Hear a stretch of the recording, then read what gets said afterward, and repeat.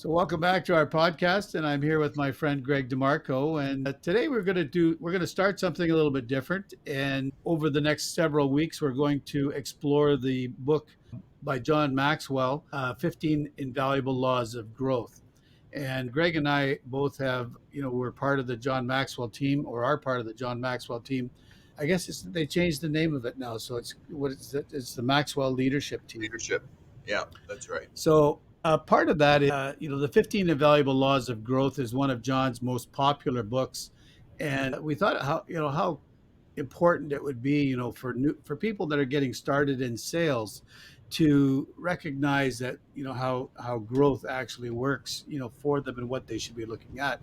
And one of the interesting things that John talks about in the introduction of his book is the idea of potential. And sometimes we label people as saying that they have potential. And I really like if I don't know if you can find it on YouTube or not, but Marcus Buckingham has a talk where he talks about potential and how we sometimes say, well, that person has potential, as opposed to somebody not having potential. And I think what what what John's book gets at, and what Marcus was eventually getting at, is that everybody has potential, and having more and our potential is unlimited by the amount how much we're going to grow. So what would your comments be on potential, and whether or not a person has potential, and how a person should view that, Greg? Yeah, it's a great question. I'm always of the opinion that I kind of like to look at things in a positive light for a lot of reasons, and I think that no matter what people have been told in their life, whether they've been put down or not, I think everybody has a given potential that they can tap into. It's just a matter of becoming aware enough to recognize what that potential is and how to sort of tap into it.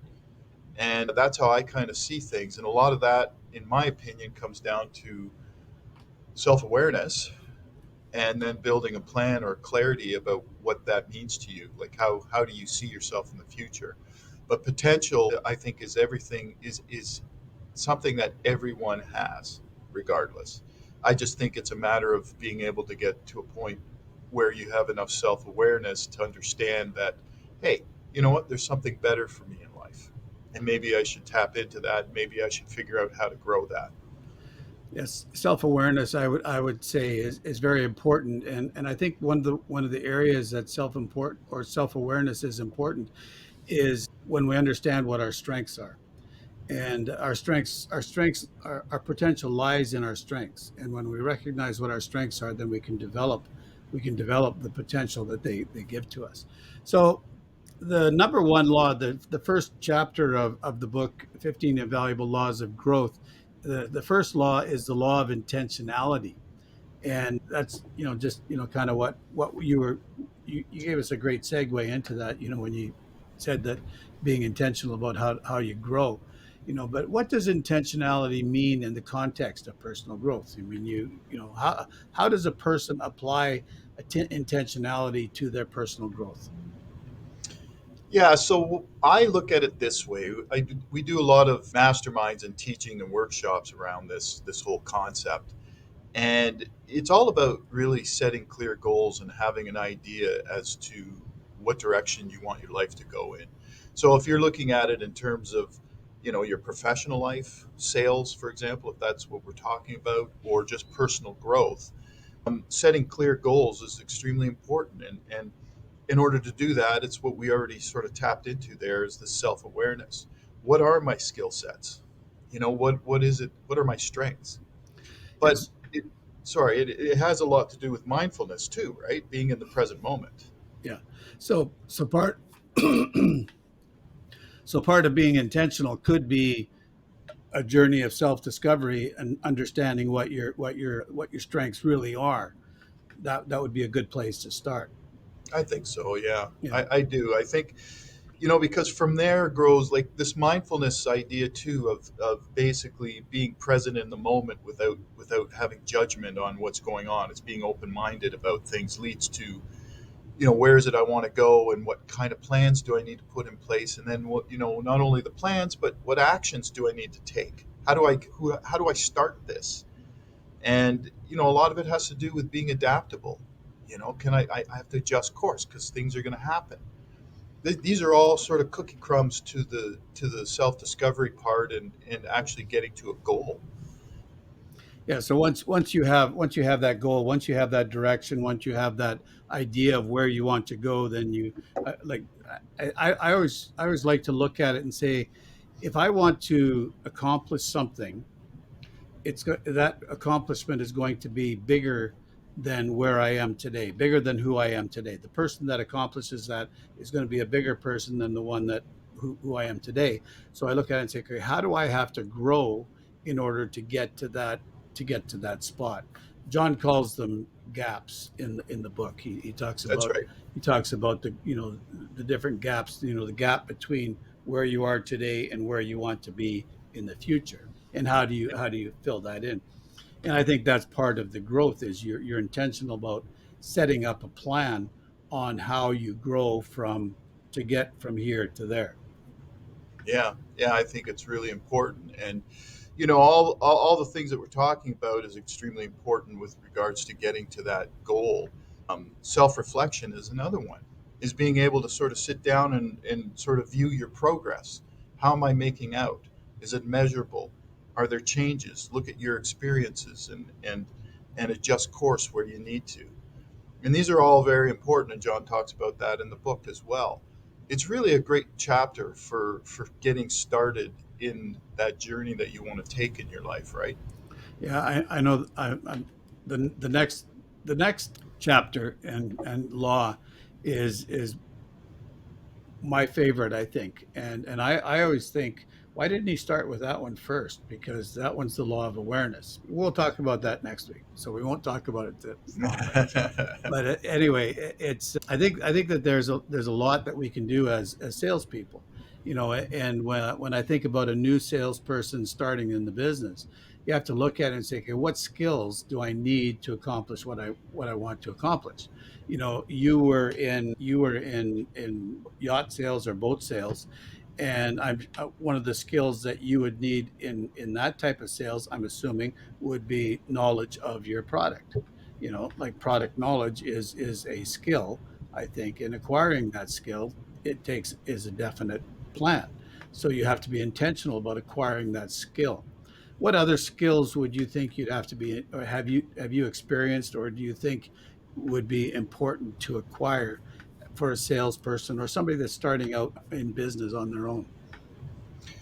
Well, I think that, you know, obviously product knowledge is important, but I think what's really more important is understanding what people really want, like sort of human behavior, and understanding, you know, a conversation. Being intentional about being present in a conversation. A lot of people have trouble with that. They have trouble dealing with other people and not knowing how to sort of build rapport or some kind of connection. Developing good communication skills. Absolutely. I think that's incidentally, as you are well aware, is another great book by John Maxwell. Everyone communicates, few connect, which Yeah. is maybe our next project after this one. Yeah.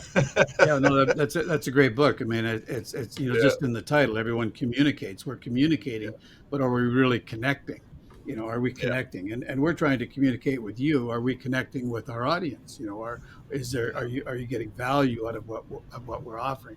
So the idea is that you determine what skills you need to have, communication skills, product knowledge skills, whatever skills you're going to need to have, and then how are you going to grow? What do you have to do to grow to acquire them, and then set up an intentional plan. Is that That's right. yeah? Yeah, yeah. It's really important. I think there's so many pieces to it, but they're all manageable pieces to being successful in your life. It's just understanding the flow. It's like you said, maybe the self awareness section should have been before intentionality. Is it the chicken or the egg? What comes first?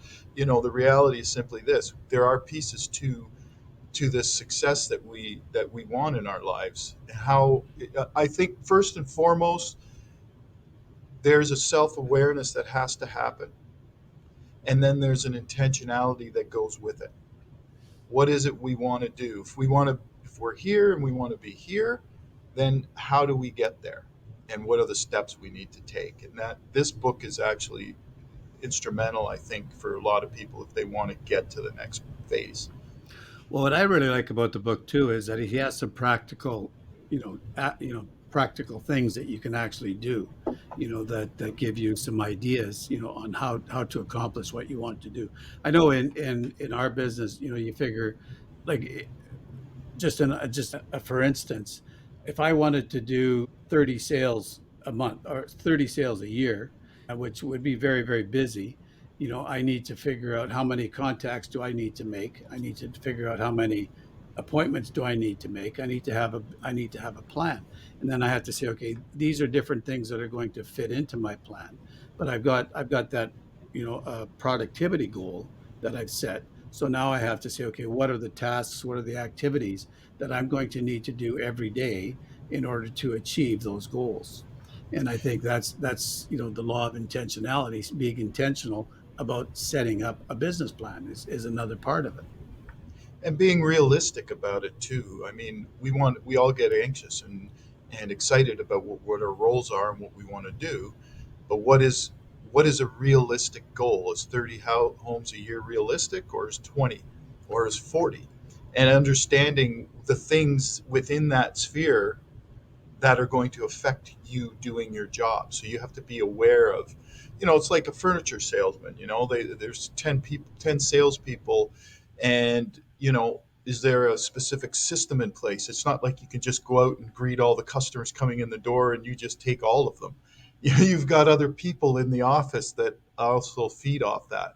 So instead of talking to 100 people a day, maybe the realistic number is 10 people, and that's what you want to stick to. Yeah, yeah, yeah. you Each know, and every different opportunity or career or whatever you're selling, they all have different parameters. Like there's floor duty, there's who's up, who's up who's next, up? yeah, The and up that type system, of thing. yeah. Yeah. So Yeah. yeah, those are all important things. So how important we've talked a little bit about setting clear goals and intentions. And what is that the only thing that's driving our personal growth, or should we look at something else? And how does setting clear goals and intentions really drive our personal growth? Well, I think it brings clarity and focus, right? I mean, when you really start to intentionally say, okay, Greg, I am going to hit this target this month, and these are the steps I need to take. All of a sudden, it breeds a certain amount of clarity and focus. Who can I become in this position or in this life? It also creates a measurable result. In other words, it's measurable because if you create the plan to move forward and create this clarity and focus on what it is you want to do, all of a sudden I can measure it. Have I talked to 10 people today, or have I only talked to five? Or did I talk to 12? And how does that affect my results? Did I sell more or did I sell less? Motivate, and I think it motivates us. It gives us purpose.